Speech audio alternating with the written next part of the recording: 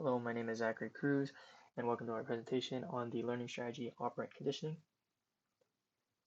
So a quick overview of what's going to be discussed in this presentation is what is operant conditioning, the parts of it, the steps of operant conditioning, and as well as how I applied operant conditioning to myself and the outcome assessment, and lastly, the evaluation of operant conditioning.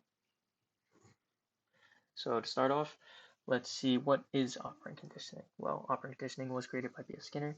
It's a learning method that uses behavioral action and situational awareness to dictate the frequency of wanting to either complete or continue doing this action or not continue this action, depending on if you're given a reward or consequence. So an example of operant conditioning would be if I complete my homework, I can go spend time with my friends. Otherwise, I'll have to utilize that time on completing homework and not with friends.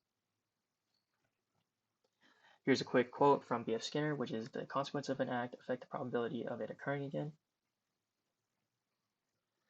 Here are parts of operant conditionings, which starts off with the law of effect. This is essentially the idea of strengthening connections of certain behaviors in certain settings. In other words, having a stronger connection to this action in this environment means that I should keep continuing that frequency or increasing that frequency and vice versa. So we have, first off, we have types of reinforcements, which on the top right, you'll see it has positive reinforcements and negative reinforcements. And positive reinforcements essentially means rewards, it wants to reward behavior to increase the frequency of that action. So, for instance, finishing a programming assignment means I'll be able to play video games, thus wanting to always keep finishing programming assignments so I have more time to play video games. And then for negative reinforcements, it's removing an undesirable outcome, thus increasing the behavior. So if I want to have more free time, I can say, hey, let me go complete my homework early, then I'll have more free time, if that makes sense. Now we have types of punishments which want to decrease the frequency of certain actions. So for instance, we have a positive punishment, which is give something as punishment and thus decreasing the behavior. Meaning to say, if I don't study, I won't do good on an exam. And then a negative punishment would be removing a desirable behavior as a result of poor results or poor behavior. In other words, behavior I don't want to keep doing. So an example of this would be if I don't work on this assignment now, I have to do this later and thus get poor sleep. Here are some additional parts of operant conditioning, which is continuous schedule, meaning to say I complete the assignment and then I get a reward, or intermittent schedule, which is more so intervals of times of progressing through an assignment, and thus after that period of time is complete, I get a reward as a result. So here's basically the three key steps or three processes of operant conditioning, which is stimulus, response, and reward or punishment.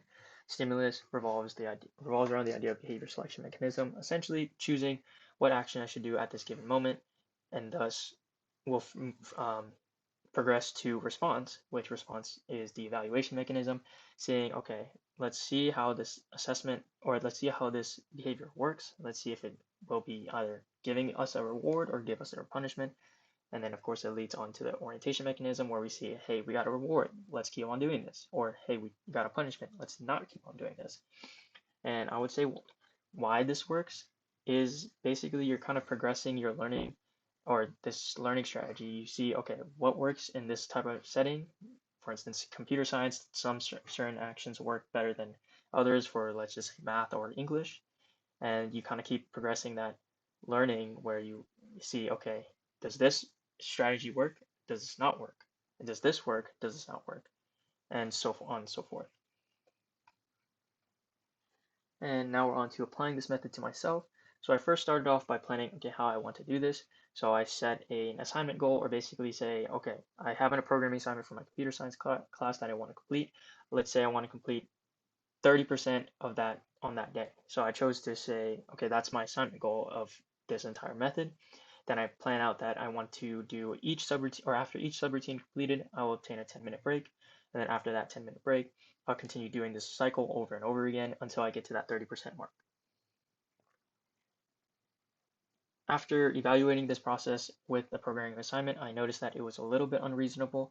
I had to tweak it out as there was times where I spent 10 to 20 minutes on the subroutine, and then sometimes I would spend over an hour where I needed that break. So I chose to kind of give myself that intermittent scheduling where I would say, okay, if I don't complete it, but I'm progressive in 30 minutes time, I'll give myself that 10-minute break. If I complete it before that 10-minute mark or that 30-minute mark, I'll also give myself that 10-minute break. And through this, I felt that it was a lot more progressive and gives me that much needed mental break in order to say,